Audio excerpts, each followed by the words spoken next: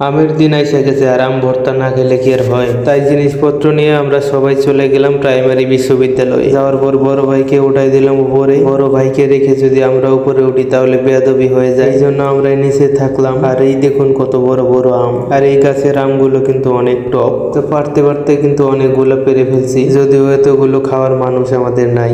যাক, পারা হয়ে গেছে, এখন আমরা নিয়ে চলে যাব।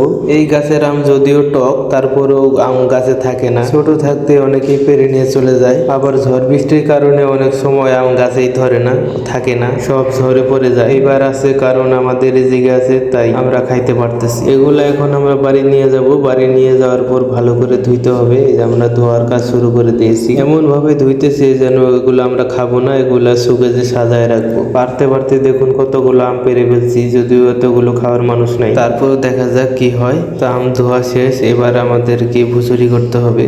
এই যে একজনকে লাগাই দিছি কাজে, ভুসুরি করতেছে, একজনে আম ভুসুরি করতেছে, আরেকজনে মরিচ কাটতেছে। এগুলো আসলে আমাদের করার মতো অভিজ্ঞতা নাই, তারপরও আমরা যেটুক পারি আর কি করতেছি। সবকিছু কাটা শেষ, এখন আমাদেরকে মাখাইতে হবে। দেখুন কি একটা কালার আসছে। তারপর এলাকা ছোট ছোট পোলাপান সবাইকে ডেকে আমরা দিলাম, সবাই দেখুন খাইতেছে। আর ঝালটা মনে হয় একটু বেশি হয়ে গেছে। সবাই খাওয়ার পর দেখুন অবস্থা, ওর যে মুখে ঝাল লাগছে সেটা কিন্তু বুঝতে দিতেছে না, তারপরে হাসতে। এটা আমরা আমাদের মতো করে খাওয়ার জন্য বানাইছিলাম, তারপরে ছোটরা আসছে, ছোটরা আমাদের মতো ঝাল খাইতে পারবে না, এটি স্বাভাবিক। আপনারা সবাই আম ভর্তা করে এইভাবে খাবেন, দেখবেন ভালো লাগবে।